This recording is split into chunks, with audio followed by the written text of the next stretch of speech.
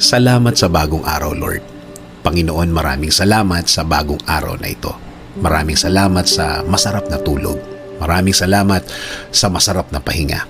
Alam ko po, Panginoon, na ako'y binantayan ninyo at inalagaan ng buong magdamag. Haharapin ko po, Lord, ang araw na ito na puno ng pag-asa sa aking puso't isipan, sa aking buong pagkatao, sa aking buong araw ngayon.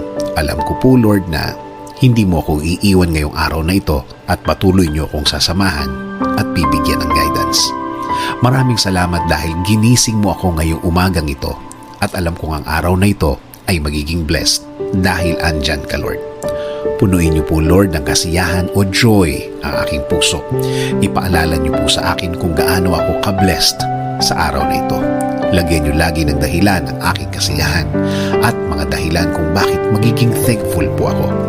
Kapag pumasok na po ang problema sa aking araw ngayon,